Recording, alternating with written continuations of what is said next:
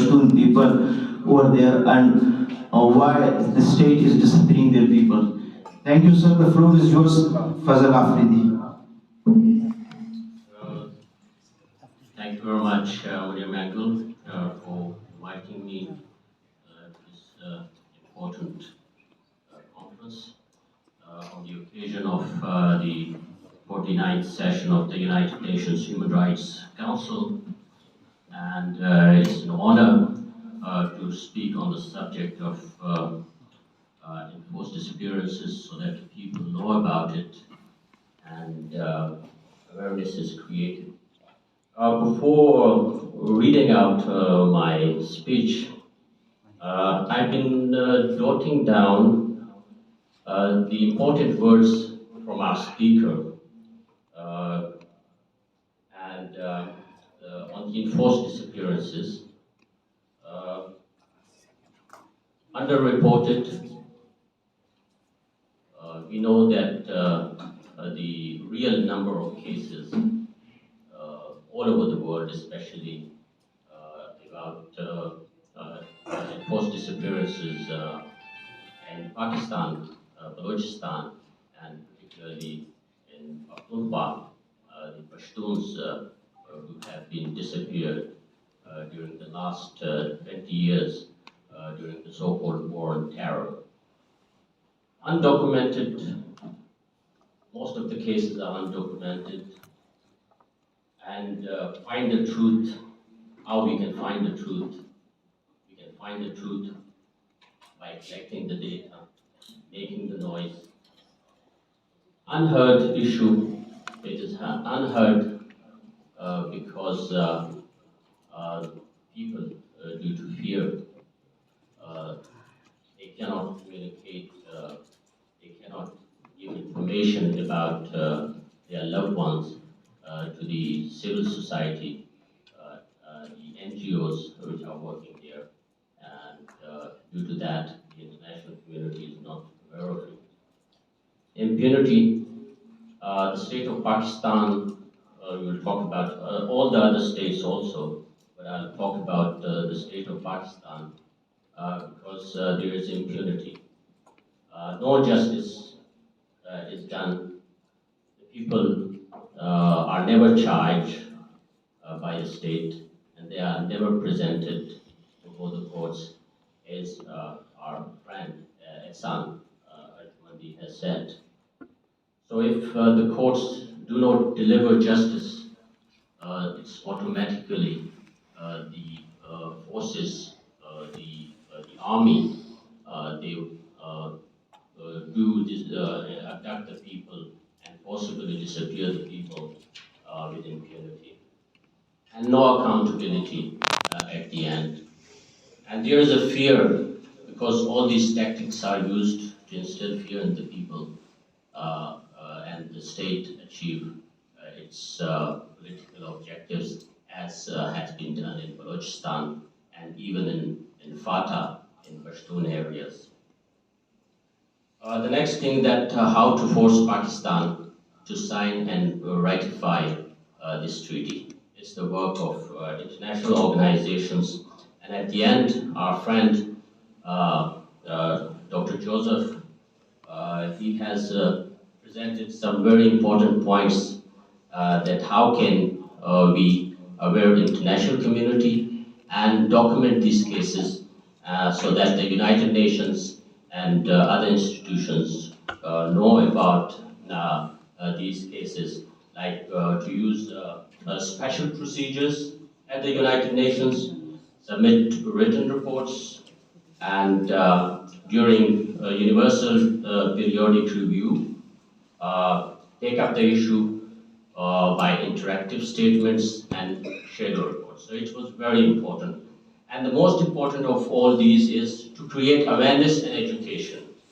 So not only at the universities, we should talk with the students, we should inform the academia so they prepare the reports and prepare the laws so that this practice of enforced disappearance it ends.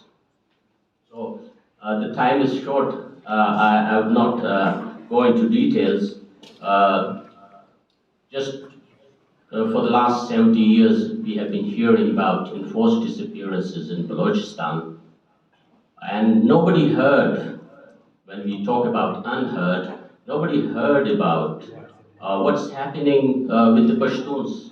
Because we always thought about that the Pashtuns are very aggressive people, they are war like people, and they can never be the victims of enforced disappearances, extrajudicial killing, and torture. But in 2018, when the PTM, Pashtun Protection Movement, it came into existence, we heard about thousands of people who are disappeared in Pashtun areas. An estimated 32,000 Pashtuns have been disappeared. And our friend Nasser Aziz has said that the government and the army says that maybe the people have gone to Afghanistan or maybe they are Taliban. But it's not the excuse. The state is responsible for their people. The state has to respond to the people that why these people have disappeared rather than making excuses. So we have documented, the Pashtun Protection Movement has documented about 8,000 cases of the enforced disappearances, and we are still working on it. So there are so many cases, and only 2 or 3 people are collecting those data. In Pakhtunkhwa, we have Alamzeb Mesud, and he is coordinating with me here, and I'm submitting those cases one by one. We don't have any assistance from international community or the civil society to document these cases. And under special procedure, we have submitted about 200 cases. And as a result of those cases, the United Nations Special Group on Involuntary and Enforced Disappearances, they have sent several letters to the government of Pakistan. So due to that, the awareness about the Pashtun phenomenon of enforced disappearances is, well known to the world now, and slowly you will hear about more and more cases, because even this year we have more than 35 cases of enforced disappearances, and that are documented. The rest, we don't know about it. And due to our activism, particularly the PTM and other civil society organizations like Baloch Voice, and there are some other organizations which are working in Pakistan, in Khyber Pakhtunkhwa, the controversial ordinance, Action in Aid of Civil Power, due to which very wide-ranging powers have been given to the military to abduct people and keep them in different internment centers in Pakistan for years.